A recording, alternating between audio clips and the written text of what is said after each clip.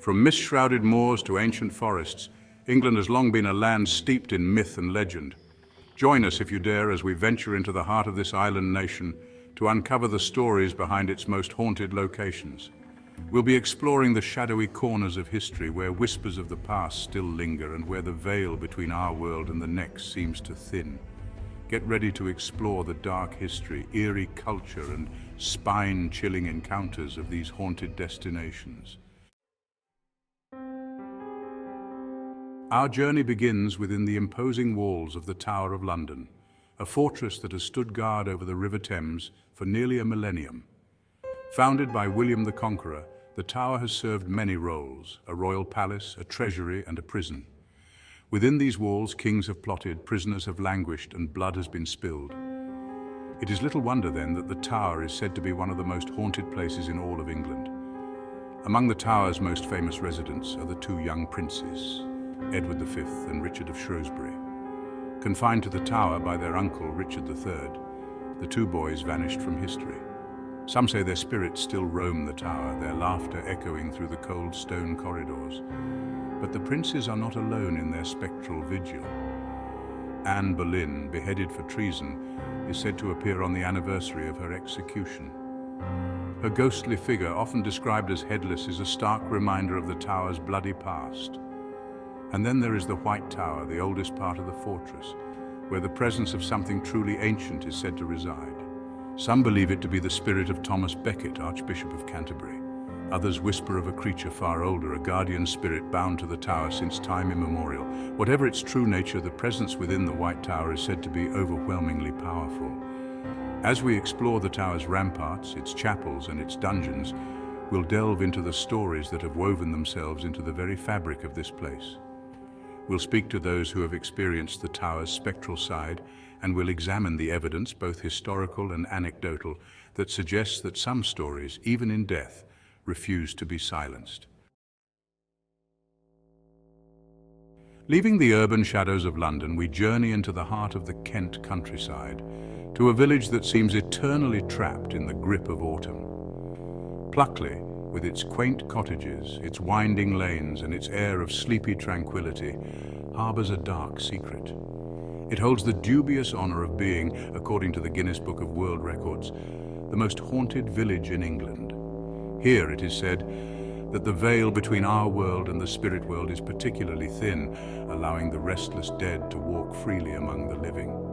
Over the centuries, Pluckley has amassed a veritable who's who of ghostly residents, each with their own tragic tale to tell. There is the watercress woman who haunts the bridge near Pinnock Lane, searching for the watercress that grows along the banks of the stream.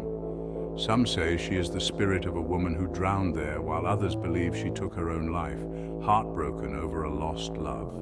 Then there is the spectre of the Red Lady who roams the churchyard of St. Nicholas Church, mourning the loss of her lover. She is said to have been buried in 7 coffins encased in lead to prevent her from escaping her tomb.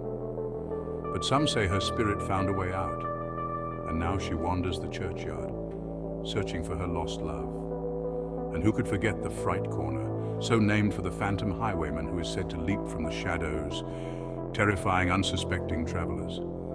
Legend has it that he was pinned to a tree with a sword, left to die a slow and agonizing death. Now his tormented spirit haunts the spot where he met his end, seeking revenge on the living. But Pluckley is more than just a collection of ghost stories. It is a place where the past feels palpably present, where the line between reality and superstition blurs, and where the very air seems thick with the weight of centuries of history.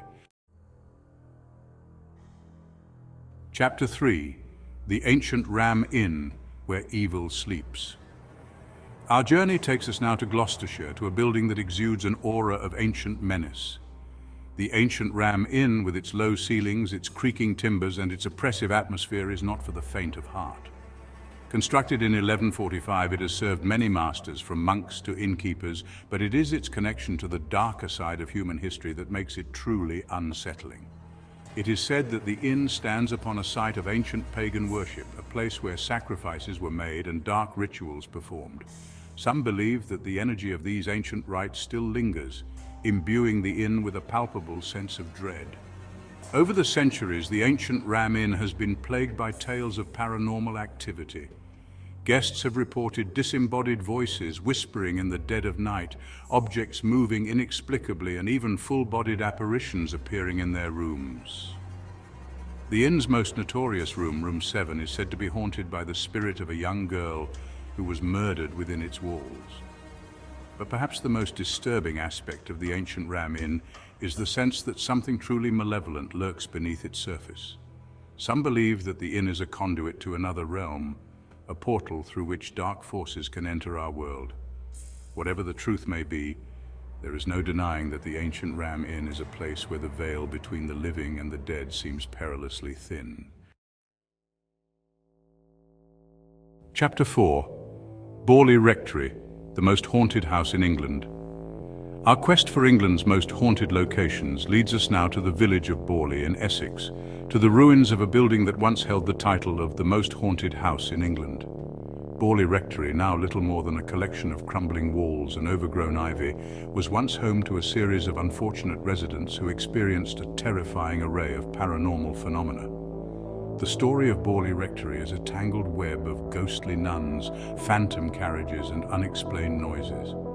Built in 1863 on the site of a 14th century monastery, the rectory seemed destined for trouble from the start. It was said that a local monk had fallen in love with a nun from a nearby convent, and their forbidden affair had ended in tragedy. The monk was hanged for his transgressions, while the nun was bricked up alive within the walls of the convent. Their spirits, it was believed, haunted the grounds where Bley Rectory would later stand. Over the years, a succession of residents reported a litany of unsettling events: footsteps in the dead of night, disembodied voices, objects moving on their own, and even the ghostly apparition of a horse and carriage seen driving up the driveway. But it was the arrival of the Reverend Lionel Foyster and his wife Marianne in 1930 that truly cemented Bley Rectory's place in paranormal history. Marianne Foyster, in particular, seemed to be a magnet for the supernatural. She reported being thrown from her bed by unseen forces, finding strange messages scrawled on the walls, and even being attacked by a ghostly apparition. The Foysters' time at Bley Rectory was a terrifying ordeal, and their experiences were widely reported in the press, fueling public fascination with the most haunted house in England. Chapter 5. Whitby Abbey, where Dracula walked. Our journey culminates on the rugged Yorkshire coast in the shadow of the magnificent Whitby Abbey. This haunting ruin, perched high upon the east cliff overlooking the North Sea, is more than just a breathtaking spectacle. It's a place where history and literature intertwine with the supernatural, forever linked to the legend of Dracula. Long before Bram Stoker penned his iconic vampire tale, Whitby Abbey was steeped in folklore and superstition. Founded in the 7th century, the abbey has witnessed Viking raids, religious upheavals, and the slow decay of time itself. Its crumbling walls have borne witness to centuries of human drama, and its weathered stones seem to whisper tales of both the sacred and the profane. It was here, amidst the atmospheric ruins of Whitby Abbey, that Bram Stoker found inspiration for his Gothic masterpiece. The Abbey's haunting beauty, its connection to the sea, and its brooding presence overlooking the town below all captured Stoker's imagination, providing a chilling backdrop for his tale of the undead.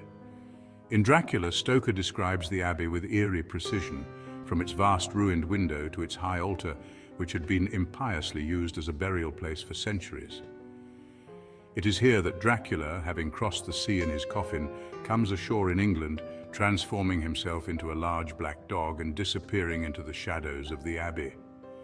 Today, Whitby Abbey remains a pilgrimage site for fans of Stoker's work, drawn to its atmospheric setting and its connection to literary history.